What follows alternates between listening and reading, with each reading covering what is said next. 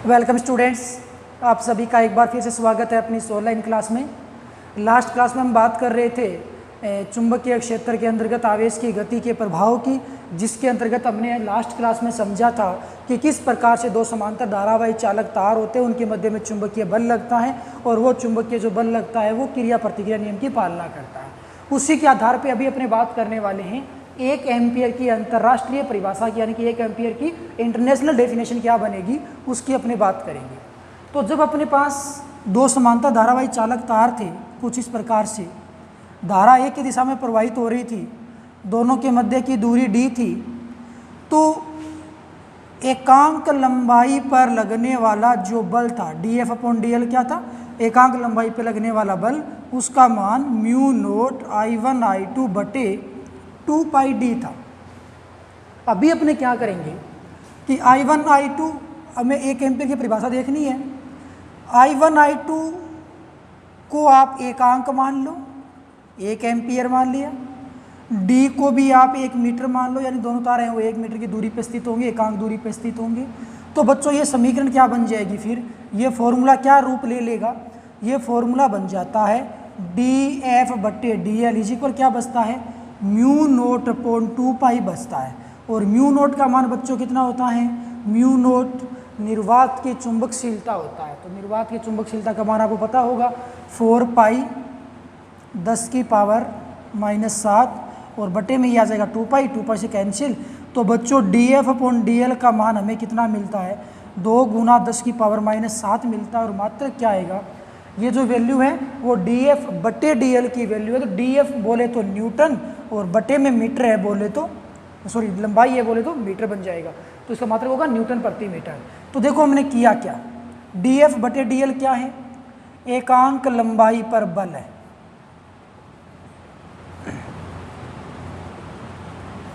कितना, 2 गुना 10⁻⁻7 metre Newton प्रति metre, 2 गुना 10⁻⁻7 Newton प्रति मीटर है।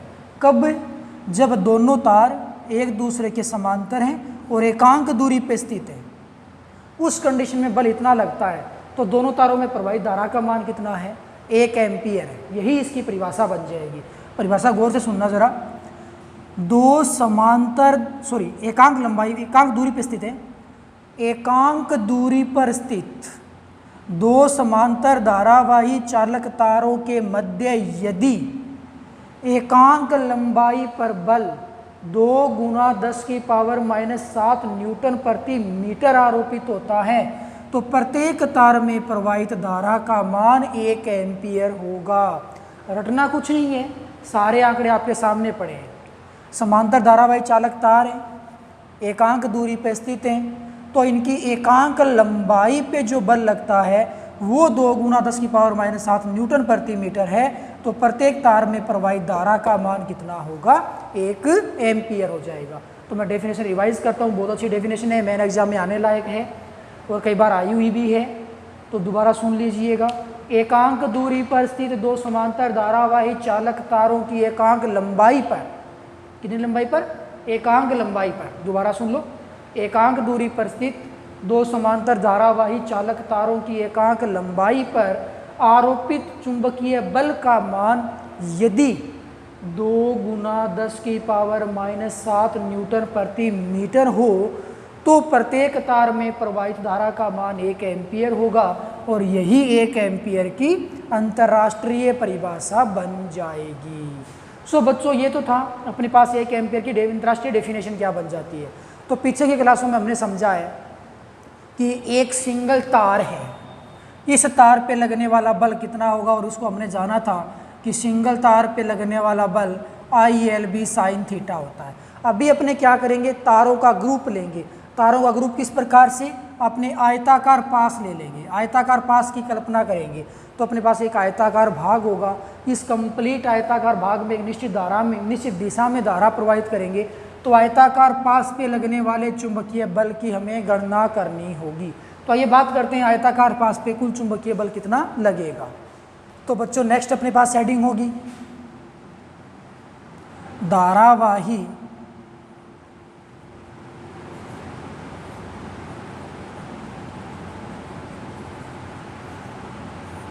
तो आयताकार पास पर चुंबकीय बल की गणना कैसे ज्ञात करोगे? सबसे पहले आपके पास एक धारावाही आयताकार पास होना चाहिए। सपोज दैट इस प्रकार से है, ये एक धारावाही आयताकार पास हम ले लेंगे। ऐसा एक माहौल बना दिया हमने, इसका नाम दे दिया ABCD। अब इस आयताकार पास में बच्चों करंट फ्लो करवा देते हैं A से B, B से C, C से D और D से वापिस से A दिशा में। इसकी जो कुल लंबाई है इसको बच्चों आप मान लो L, मैं सीधा रिप्रेजेंट कर देता हूँ यहाँ पे L, समझ जाना आप। लंबाई है वो स्मॉल l है और इसकी जो चौड़ाई है बच्चों ये स्मॉल b है। यानी कि इस आयताकार पास का क्षेत्रफल लंबाई गुणा चौड़ाई अर्थात l क्रॉस b बन जाएगा। तो क्षेत्रफल इसका कितना बन जाएगा? l cross b। अब अपने क्या करेंगे, इसको एक चुंबकीय क्षेत्र में रखते हैं। तो यहाँ पे मैं क्या करूँगा, शक्तिशाली दो चुंबकीय ध्रुव रख दूंगा। यहाँ पे रख दिया मैंने n को और यहाँ रख दिया s को। तो निश्चित रूप से चुंबकीय क्षेत्र आप समझ गए होंगे कि किस डायरेक्शन में जाएगा। चुंबकीय क्षेत्र हमेशा n से s की ओर जाता है बच्चों। ये b की डायरेक्शन होगी। b की डायरेक्शन क्या हो जाएगी? इस दिशा में चुंबकीय क्षेत्र गति करेगा, कैपिटल B की ये डायरेक्शन है। ओके, n से लेकर के s की ओर। अब एक्चुअल में होगा क्या, इसके लिए अपने परिणामी चुंबकीय बल ज्ञात करना है। तो हम क्या करेंगे कि इस आयताकार पास को अपने 4 भाग में डिवाइड कर देंगे। एक पास तो बनेगा AB, दूसरा BC, तीसरा CD और चौथा DA। 4 भाग बन गए। अब प्रत्येक भाग पे आप अलग अलग चुंबकीय बल और चुंबकीय क्षेत्र की दिशा को निर्धारित करोगे। तो सबसे पहले मैं बात करूं तो ये जो आयताकार पास अपने पास है इसको किस प्रकार से आप रखोगे? तो बच्चों सपोज दैट अपने पास जो आयताकार पास है वो कुछ इस प्रकार का है। ये एक आयताकार पास हो गया ABCD, इसको समझ लो। ये आयताकार पास क्या होगा, ये बच्चों रोटेशन में आएगा। क्यों आएगा उसकी अपने बात करेंगे, लेकिन फिलहाल के लिए आप ये मानो कि ये रोटेशन में आएगा, गोल घूमेगा। जिस प्रकार से अपने विद्युत मोटर वगैरह जो होती है वो सेम प्रक्रिया इसी की भांति होती है। तो अपने ये समझेंगे कि एक वर्ताकार भाग पे इस प्रकार घूर्णन गति क्यों करने लगेगा, लेकिन ये निश्चित होगा कि ये घूर्णन गति करेगा। तो एक्चुअल में होता क्या है कि आप इस पूरे पास को 4 भाग में तोड़ो। एक भाग तो ये, एक भाग ये, एक भाग ये और एक भाग ये। चारों भागों पे अलग अलग लगने वाला चुंबकीय बल देखो और चारों भागों पे लगने वाले चुंबकीय बल की डायरेक्शन आपको देखनी है। इंपॉर्टेंट बात होगी उसकी डायरेक्शन। चुंबकीय बल तो एक सिंगल रेखा के ऊपर अपने जानते ही हैं ILB साइन थीटा होता है। तो वहाँ पे समझने वाली बात ये होगी कि थीटा एंगल कितना बनेगा, लेकिन मोस्ट इंपॉर्टेंट बात ये है कि चुंबकीय बल कैसे निकलेगा। चुंबकीय बल बच्चों अपने चपेट नियम से ज्ञात करेंगे और तो उसके लिए आप ये ध्यान रखोगे कि अपने पास जो चुंबकीय क्षेत्र होगा, जो अंगुलियाँ होंगी, धारा जो होगी और चुंबकीय बल जो होगा वो तीनों एक दूसरे के परपेंडिकुलर यानी कि लंबवत रहने चाहिए। तो सबसे पहले मैं क्या करता हूँ, मैं बात करूँगा AB पास के लिए। AB पास के लिए, तो AB पास की यदि मैं बात करूं तो एक्चुअल में क्या होगा, सपोज दैट कि अपने को इस पे चुंबकीय बल की डायरेक्शन निकालनी है। तो इस पास को आप ऐसे अरेंज करो कि तीनों भौतिक राशियां जो हमने अभी देखी थी ये लंबवत हो जाए। तो ये कौन, धारा की दिशा, ये कौन, चुंबकीय क्षेत्र। तो बच्चों चुंबकीय क्षेत्र निश्चित रूप से N से S की ओर आ रहा है, यानी कि चुंबकीय क्षेत्र वो इस डायरेक्शन में है। हमने पास ऐसे रख दिया। धारा हमें पहुँचानी है किस, क्या, इसके लंबवत पहुँचानी है। तो आपको आयताकार पास है वो ऐसे रोटेट कर लेना है। तो चुंबकीय क्षेत्र बच्चों इस दिशा में है, धारा है वो मेरे अंगूठे की दिशा में, यानी कि धारा को आप इस प्रकार से फ्लो करवा लो। इस पॉइंट को मैं A नाम दूंगा, A, B, फिर C और फिर इधर D और फिर वापिस A। ओके, तो धारा इधर जा रही है, तो चुंबकीय क्षेत्र इधर लग रहा है, धारा बच्चों अंदर की ओर जा रही है। तो हथेली की दिशा है वो नीचे की ओर हमें प्राप्त होगी। उस कंडीशन में आप देख पाओगे कि इस पास पे जो चुंबकीय बल लगेगा बच्चों उसकी डायरेक्शन नीचे की ओर आएगी और इस बल को मैं नाम दे देता हूँ F1। Is that clear? Okay. CD पास की यदि मैं बात करता हूँ तो हमने ऐसे पास रखा हुआ है, धारा है वो यहाँ से प्रवाहित हो रही है बच्चों। तो धारा इस प्रकार से जा रही है, फिर अंदर की ओर, फिर ऊपर की ओर, फिर बाहर निकलती हुई, फिर वापस नीचे की ओर, ऐसा कुछ है। तो इस पास की अपने बात करें, चुंबकीय क्षेत्र इधर है लेकिन धारा है बच्चों बाहर निकलती हुई। तो अंगूठा है वो बाहर की ओर निकलता हुआ, तो आपको चुंबकीय बल है वो ऊपर की ओर मिलेगा, क्योंकि हथेली की जो दिशा है वो ठीक ऊपर की ओर जा रही है। तो बच्चों यहाँ पे जो चुंबकीय बल की डायरेक्शन आएगी वो हमें मिलेगी ठीक ऊपर की ओर। तो कहने का मतलब ये हो गया कि F1 वेक्टर और F2 वेक्टर, एक बल तो ठीक ऊपर की ओर लगता है, एक बल ठीक नीचे की ओर लगता है, और ये दोनों बल एक दूसरे के विपरीत दिशा में है। चलो पहले अपने इन दो बल की बात करते हैं, इनका परिमाण ज्ञात करते हैं। तो परिमाण आप कैसे ज्ञात करते हो? एक निश्चित चुंबकीय क्षेत्र हो गया कैपिटल बी, इसके अंदर एक तार रखा हुआ है ए बी, तो हालांकि ये पूरा पास है, इसको मैंने 4 तार में तोड़ दिया, A B B C C D और डी ए, 4 तार बना दिए। तो पहले मैं ए बी तार की बात करूँगा, फिर सी डी के ऊपर समझेंगे। तो ए बी तार है, एक धारावाही चालक तार जिसकी लंबाई स्मॉल बी हो गई है, एक प्रकार से चुंबकीय क्षेत्र बी में रखा हुआ है, बल F1 लगता है, तो बल का मान कितना होगा बच्चों अपने जानते हैं, धारावाही चालक तार पे लगने वाला बल ILB साइन थीटा होता है। यहाँ पे हाँ जी धारा मान लेंगे कितनी प्रवाहित हो रही है, कैपिटल I। तो ए बी पास की यदि मैं बात करूँगा बच्चों, तो लगने वाला बल है ना, इस सूत्र को मॉडिफाई कर दो, लगने वाला बल है वो तो F1 है, मैं केवल वेक्टर नहीं लूँगा, केवल परिमाण की बात करूँगा। धारा कितनी प्रवाहित हो रही है, I1, इस तार की लंबाई कितनी है, B है, आगे चुंबकीय क्षेत्र कितना है, कैपिटल B है, आगे साइन थीटा, थीटा एंगल कितना बनेगा बच्चों यहाँ पे।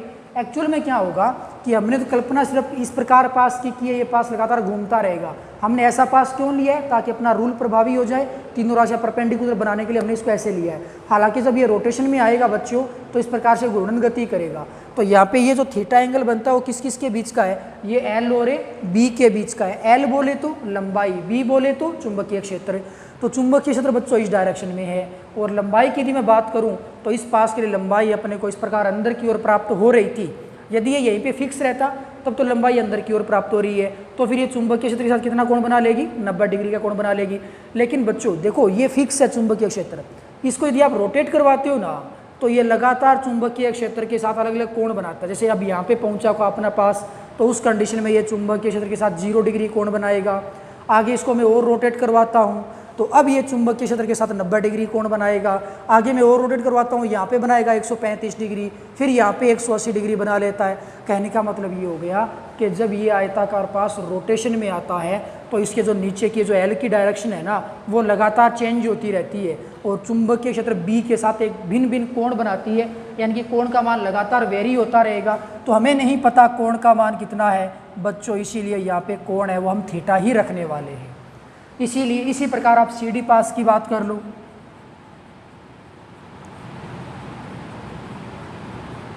सी डी पास के लिए आप क्या कह पाओगे, लगने वाला बल कितना माना है हमने, F2 माना है। ILB साइन थीटा, धारा कितनी है I, ये मैंने 1 क्यों कर दिया, धारा है वो I है। लंबाई कितनी है, आमने सामने भुजाएं बराबर होती हैं समांतर में, तो B है। चुंबकीय क्षेत्र कैपिटल B है। थीटा का मान यहाँ पे सेम कंडीशन होगी, थीटा का मान लगातार चेंज होता रहेगा, तो इसको हमने क्या किया, थीटा का थीटा रहने दिया। 1 और 2 नंबर समीकरण को देख के क्या लगता है, क्या ये दोनों समीकरण आपस में बराबर हैं? जी बिल्कुल है। क्या ये दोनों विपरीत दिशा में बल आरोपित हो रहे हैं? जी बिल्कुल लग रहे हैं। तो दो बल एक ही वस्तु पे विपरीत दिशा में और समान परिमाण के हैं, उनका मान भी बराबर, दिशा विपरीत है, तो वो एक दूसरे को क्या कर देंगे, निरस्त कर देंगे। तो समीकरण 1 का जो बल है समीकरण 2 के बल से संतुलित हो जाएगा।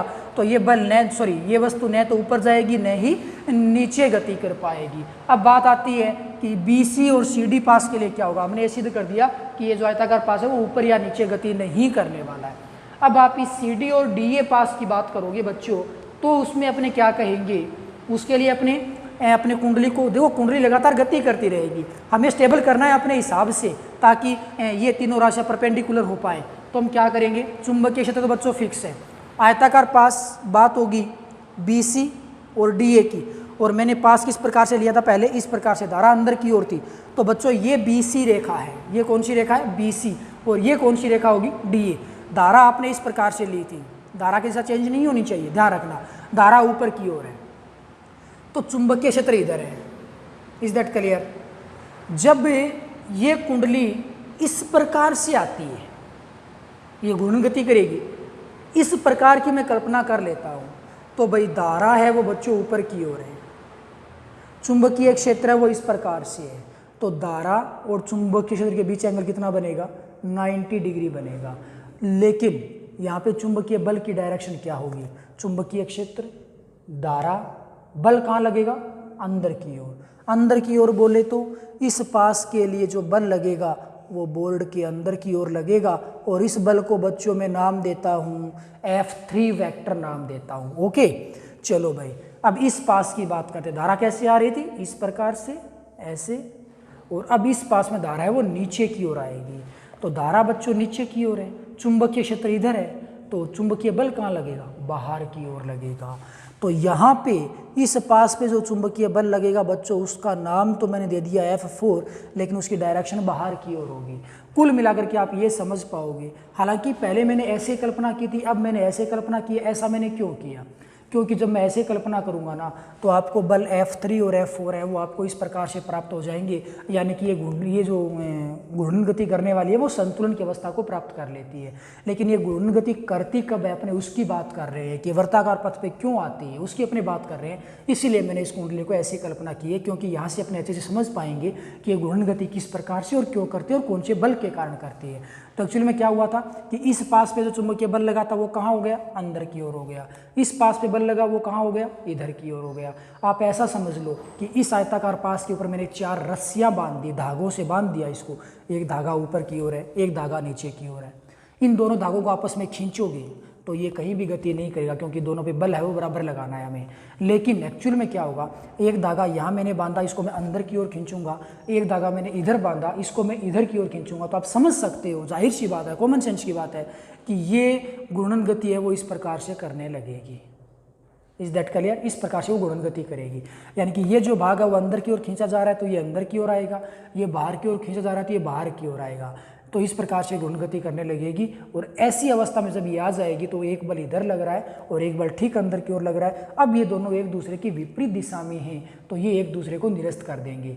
तो एक्चुअल में क्या होगा कि यहाँ जब ये इस कंडीशन में है ना, तब भी बल एक दूसरे की विपरीत दिशा में ही है। एक बल अंदर की ओर लगता है, एक बल बाहर की ओर लगता है। दोनों बलों की दिशाएं तो विपरीत हैं, लेकिन इन दोनों बलों की क्रिया रेखा समान नहीं है। क्रिया रेखा का मतलब क्या हो गया कि ये एक ही रेखा पे नहीं लगते। जैसे ऊपर नीचे वाले बल की अपने बात करें इस प्रकार से, तो एक बल नीचे लग रहा है वो इस रेखा पे है नीचे की ओर, ऊपर की ओर जो बल लग रहा है वो बच्चों इस रेखा पे है। यानी कि दोनों बल हैं वो एक ही रेखा पे लग रहे हैं, तो वो एक दूसरे को निरस्त कर देते हैं। लेकिन एक बल इस प्रकार से बाहर की ओर, एक बल इस प्रकार से अंदर की ओर, ये दोनों एक ही रेखा पे नहीं लग रहे। इस बल की यदि मैं बात करूं और इस रेखा को मैं पीछे बढ़ाऊं तो इस प्रकार से एक रेखा निकल के हमें प्राप्त हो जाएगी। यहाँ पे यदि मैं बात करूं बल वाले की, अंदर की ओर बल लग रहा है और इसको मैं पीछे बढ़ाऊं तो आपको एक रेखा और मिलेगी। यानी कि आपको दो बलों की दो रेखाएं एक दूसरे के इस प्रकार से समांतर मिलने वाली हैं। तो इन दोनों बलों की क्रिया रेखा समान नहीं है, ये एक ही रेखा पे काम नहीं कर रहे हैं, अतः ये दोनों एक दूसरे को निरस्त नहीं करेंगे। हाँ, जब ये कुंडली घूम के इस प्रकार आ जाएगी तो इन बलों की क्रिया रेखा बराबर हो जाएगी, तब ये बल भी एक दूसरे को निरस्त कर देंगे, ये कुंडली संतुलन अवस्था में आएगी। लेकिन जब वो कुंडली इस प्रकार से है तो वो इस प्रकार रोटेशन में आएगी, घूर्णन गति करेगी। और घूर्णन गति क्यों कर रही है, क्योंकि BC और DA भुजा के ऊपर, पास के ऊपर जो भी बल लगते हैं F3 और F4, वो बल तो एक दूसरे के विपरीत दिशा में है, लेकिन परिमाण में एक ही क्रिया रेखा पे नहीं है, तब वो एक दूसरे को निरस्त नहीं कर पाते हैं।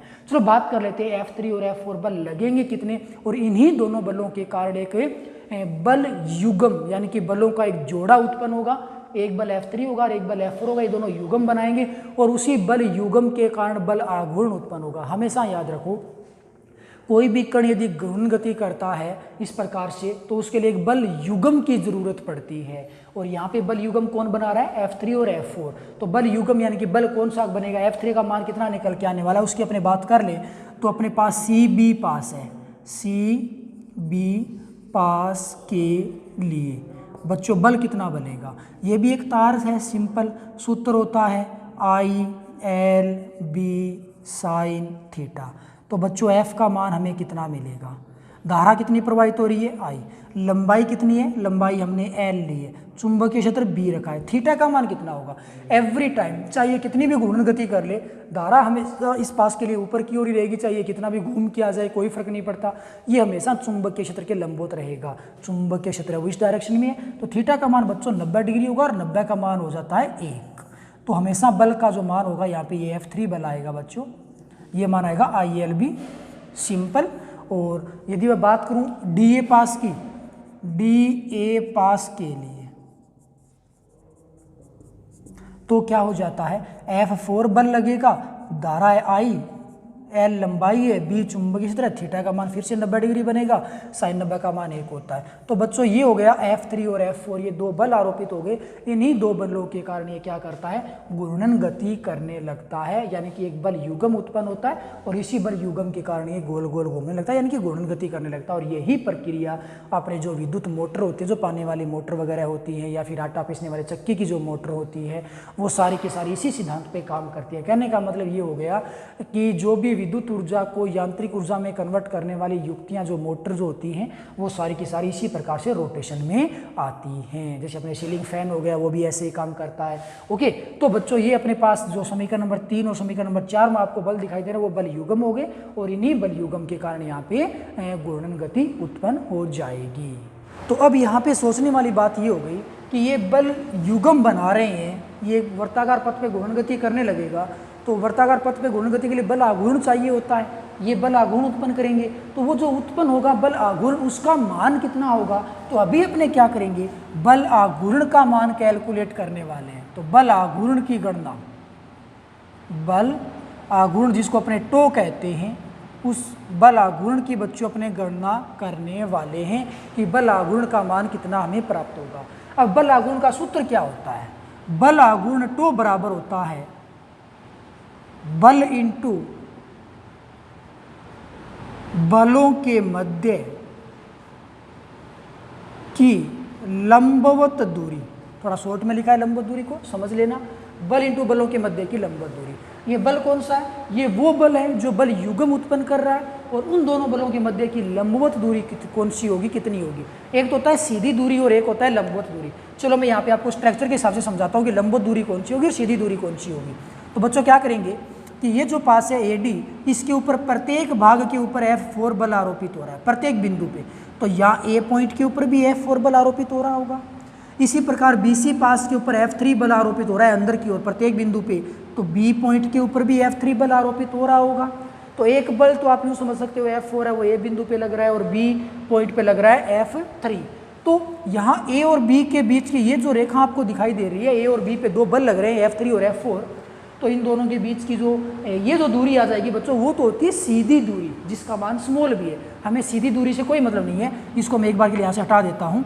हमें चाहिए लंबवत दूरी। तो लंबवत दूरी के लिए बच्चों आप क्या करते हो कि यहाँ B से आप एक लंब रेखा खींचो, इधर से एक लंब रेखा खींचो, यानी कि दोनों पॉइंटों से हमें एक लंबवत रेखाएं खींचनी है, और ये लंबवत रेखाएं जहाँ भी मिलेंगी उस पॉइंट को बच्चों मैं नाम दे दूंगा M। तो यहाँ पे M है वो बच्चों 90 डिग्री बनेगा, और ये डायरेक्शन तो चुंबकीय क्षेत्र की डायरेक्शन है, तो ये जो पास है ना वो चुंबकीय क्षेत्र के साथ थीटा कोण बना रहा है, ऐसा आप मान सकते हो। तो यहाँ पे जो A और B के बीच की सीधी दूरी, यहाँ पे ये B पॉइंट है, चलो थोड़ा हैंडल करना, देखो ना जरा, ये B है वो लंबाई चौड़ाई है इसकी, और ये एक B पॉइंट है, थोड़ा देखना, इसको यहाँ पे मिस हो गया है। चलो भाई इसको मैं B डैश नाम देता हूँ, A B डैश पॉइंट है, और यहाँ पे C B डैश और A B डैश पॉइंट थी, और लंबाई कितनी, चौड़ाई कितनी है, स्मॉल b। ओके, तो यहाँ पे जो आपको A से लेकर के B डैश तक की दूरी नजर आ रही है बच्चों, जिसका मान स्मॉल b है, ये उनकी सीधी दूरी है। तो लंबवत दूरी कौन सी होगी, लंबवत दूरी यहाँ पे आपको एक त्रिभुज नजर आया, थीटा के सामने वाली भुजा लंब रेखा होती है, तो ये जो M से लेके B डैश तक की ये जो दूरी है बच्चों, वो इसकी लंबवत दूरी होती है। इस दूरी का मान हमें निकालना है कि ये दूरी होगी कितनी। एक्चुअल में दे क्या रखा है, हमें समकोण के सामने वाली भुजा कर्ण दे रही है। त्रिभुज कौन सा होगा, A B डैश M, त्रिभुज A B डैश M। इसको मैंने यहीं पे एक बार ब्रेक कर दिया। आप सूत्र कौन सा लगाओगे, आपको ज्ञात करना है M B डैश, कोण के सामने यानी कि लंब ज्ञात करना है, कर्ण आपको दे रखा है। तो लंब और कर्ण में रिलेशन कौन देता है, लाल बटा कक्का से। लंब और कर्ण में रिलेशन बच्चों मिलता है साइन से। तो इस त्रिभुज में आप क्या करोगे, त्रिभुज में आप साइन थीटा का फॉर्मूला लगा दो। तो लंब बटे कर्ण, लंब कौन सा होगा, M B डैश हो जाएगा, M B डैश हो जाएगा, बटे में कर्ण कौन सा हो जाएगा, कर्ण हो जाएगा A से लेके B डैश तक, जिसका मान स्मॉल b है। तो बच्चों M B डैश हमें ज्ञात करना था लंबवत दूरी, जिसका मान B साइन थीटा निकल के आ चुका है। अब ये वैल्यू यहाँ पे पुट कर दो। बल कौन सा होगा, बल युग्म जहाँ से आता है, बल युग्म ILB यहाँ पे बल लगेगा क्योंकि ये बल युग्म हो गया ना, कोई सा भी एक बल उठा लो, दोनों का मान समान है। तो टो बराबर क्या बच जाता है, बल ILB होगा क्योंकि इसके कारण वो घूर्णन गति कर रहा है, ILB, और बलों के बीच की लंबवत दूरी कितनी बन जाएगी, स्मॉल b साइन थीटा बन जाएगी। तो टो बराबर क्या होगा, small l into small b, small l into small b, आयताकार भाग का क्षेत्रफल हो गया। तो IA capital B sine theta, that's your final answer, IAB sine theta. Okay, theta किसके बीच का एंगल है, थीटा बच्चों यहाँ पे स्मॉल b और चुंबकीय क्षेत्र के बीच का एंगल था, लेकिन यहाँ पे स्मॉल b नहीं है, स्मॉल b कहाँ गया, स्मॉल b चला गया है बच्चों कैपिटल A के अंदर, क्योंकि कैपिटल A बराबर था L इंटू बी, तो b कहाँ समाहित हो गया, कैपिटल A के अंदर समाहित हो गया। मतलब ये जो एंगल बना, पहले तो ये स्मॉल b और कैपिटल B के बीच बन रहा था, लेकिन अब ये कैपिटल A और कैपिटल B के बीच में बनेगा, यानी कि A और B के बीच में बनेगा।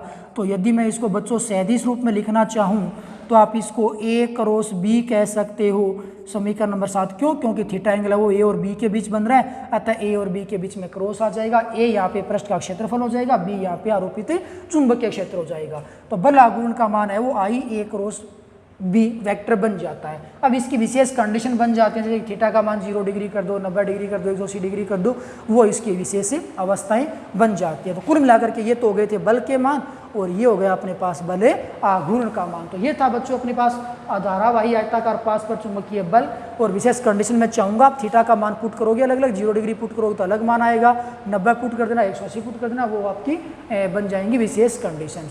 सो बच्चों आज के लिए बस इतना ही, कल लौटेंगे एक नए टॉपिक के साथ, तब तक के लिए बाय, थैंक यू।